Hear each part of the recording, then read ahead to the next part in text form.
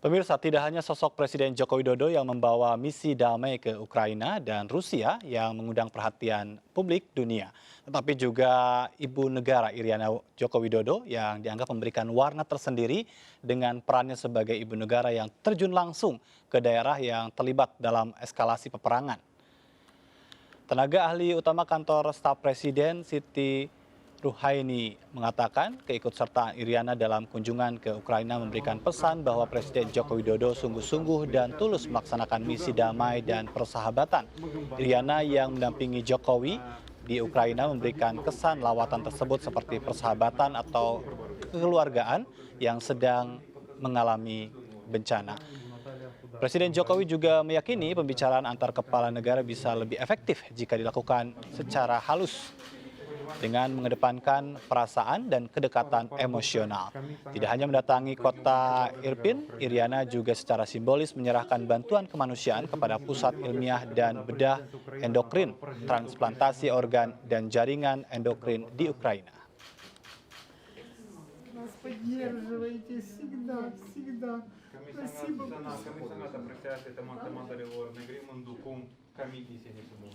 Presiden Joko Widodo mengemban misi menjadi juru damai bagi kedua negara yang tengah berkonflik, Rusia dan Ukraina. Apakah kehadiran dan komunikasi Jokowi dengan kedua pemimpin negara tersebut mampu berbuah hasil manis? Sudah bersama kami melalui sambungan Zoom, Radityo Dharma Putra, pengamat kawasan Rusia dan Eropa Timur, langsung dari Estonia. Selamat siang waktu Tallinn. Selamat siang, selamat sore waktu Indonesia. Selamat waktu Indonesia. Terima kasih, Mas Radit. Saya ingin bicara tentang seberapa besar sebetulnya peluang Jokowi menjadi juru damai ini akan sukses dilihat dari karakter politik dan kepemimpinan Putin yang Anda amati. Pertama saya sepakat dengan Pak Menlu Hasan tadi ya, ini tugas yang sangat berat bagi Pak Jokowi. Putin selama ini tidak mendengar masukan dari banyak orang, baik dari para pemimpin Eropa yang cukup berpengaruh seperti Presiden Prancis maupun Kanselir Jerman, sehingga sulit membayangkan Presiden Jokowi yang datang dari jauh lalu bisa mengubah begitu saja apa yang selama ini sudah difikirkan dan direncanakan oleh Putin. Tentu harapannya Presiden Jokowi bisa memberi atau menjadi penyambung lidah tadi istilahnya, menyampaikan pesan-pesan dari Presiden Zelensky, tapi lagi-lagi pertanyaannya, Indonesia bisa memberikan apa pada Rusia? Ini pertanyaan besar sejak awal kepergian atau keberangkatan Bapak Jokowi ke Ukraina dan ke Moskow, ke Rusia. Apa yang bisa ditawarkan bagi Indonesia dari Indonesia bagi Rusia misalnya?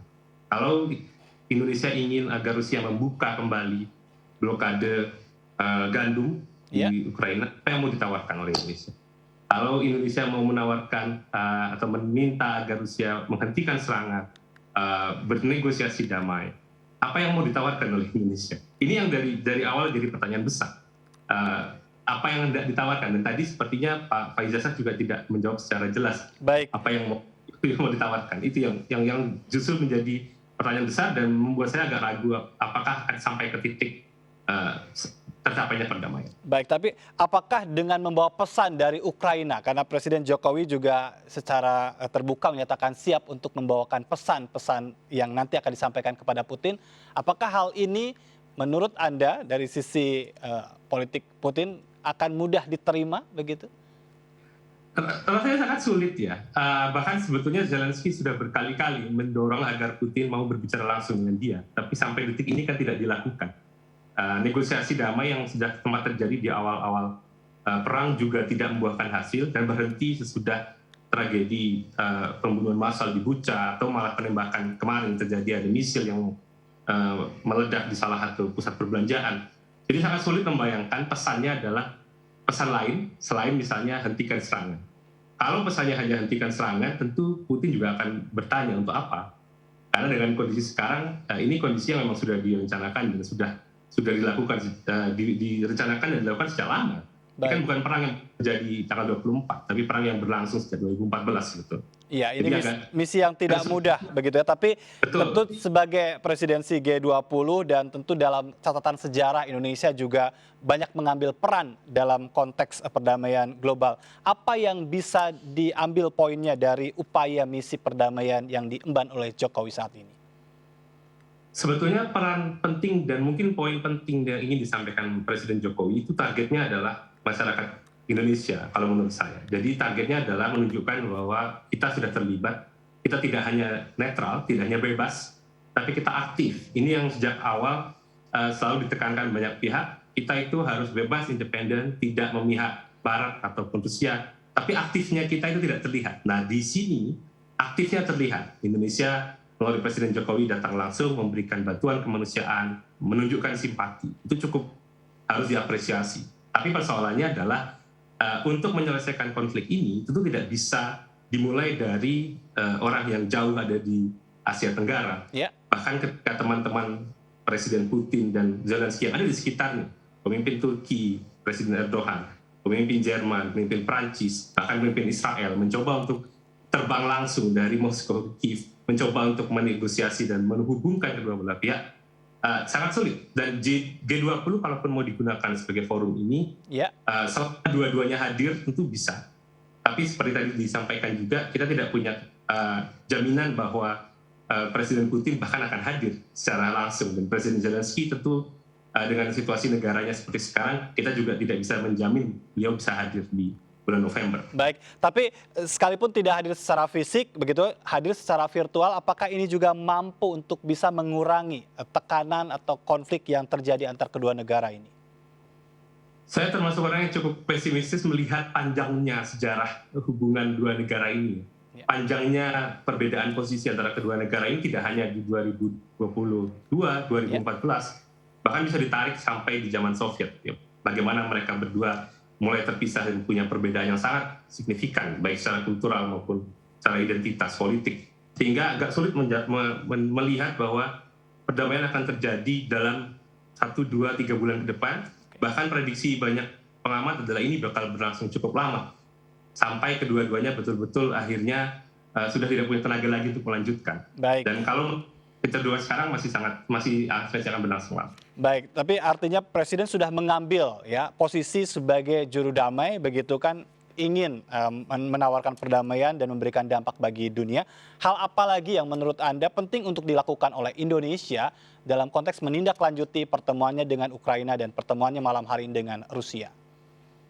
Pertama tentu yang bisa dilakukan oleh Indonesia itu berbeda dengan yang ingin dilakukan oleh atau didorong oleh banyak orang. Yang bisa dilakukan Indonesia tentu memberikan bantuan kemanusiaan, terutama kepada Ukraina, sudah dilakukan. Dan yang kedepan yang perlu dilakukan adalah tetap menjalin upaya untuk menghubungkan kedua negara seperti ini. Saya rasa ini lagi-lagi hal yang perlu diapresiasi. Presiden Jokowi terbang langsung menghubungkan dua negara, walaupun tidak berhasil nantinya. Jangan sampai lalu selesai sampai di sini. Upaya untuk tetap mencoba menghubungkan kedua negara, baik itu secara virtual, mengajak bertemu, itu saya rasa perlu tetap dilakukan oleh Indonesia dalam rangka G20 misalnya. Forum G20 bisa digunakan untuk mempertemukan keduanya. Tentu berarti perlu ada ruang atau forum tersendiri di luar forum-forum G20 yang resmi. Ada Presiden Putin di sana, Presiden Zelensky, baik itu virtual ataupun secara langsung, diusahakan bisa bertemu. Dan itu saja menurut saya sudah jadi peran besar Indonesia. Tidak perlu diharapkan sampai menghasilkan perdamaian, karena itu terlalu naif kita kalau mengharapkan semua selesai. Tapi upaya itu dilakukan menunjukkan Indonesia aktif. Artinya memang tetap memberikan pesan politik bebas aktif yang dijalankan oleh Presiden Joko Widodo. Namun dari sudut pandang Anda, Mas Radit, terakhir bicara tentang lompatan yang pasti banyak orang juga kaget ya dengan keberanian ini begitu. Hal apa yang Anda nilai dari apa yang sudah diambil oleh Presiden Joko Widodo hingga malam hari ini bertemu dengan Putin? Kedua hal. Yang pertama adalah ini sesuatu yang cukup berani dilakukan, terutama ketika dia memutuskan mengunjungi Kiev juga selain Moskow. Karena berita di awal itu masih berhenti sampai berita dari Moskow, dari kantor berita Rusia bahwa Jokowi akan berkunjung ke sana. Tapi keputusan dia untuk juga berkunjung ke Kiev itu harus diacungi jempol, bahwa dia mau datang ke sana secara langsung, itu penting sekali, harus diapresiasi tinggi.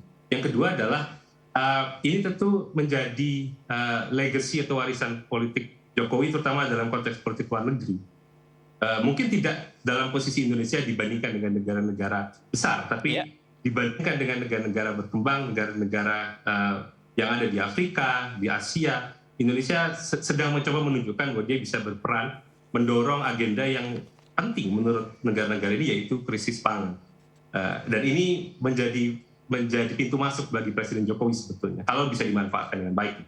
Baik, ya tentu ini satu catatan sejarah tersendiri yang tentu patut untuk diapresiasi dan kita berdoa memang ya, sekalipun tidak mudah tadi ada hasil yang bisa didapat untuk perdamaian dunia. Terima kasih Mas Radit sudah bergabung bersama kami di MNC News Prime malam hari ini. Salam sehat Mas Radit. Sama-sama Mas Ajat, salam Dan sehat. pemirsa, usai sudah MNC News Prime hari ini, mari berbagi untuk masyarakat yang terdampak bencana di tanah air melalui program MNC Peduli. Saya Ajat Turatma, sampai jumpa.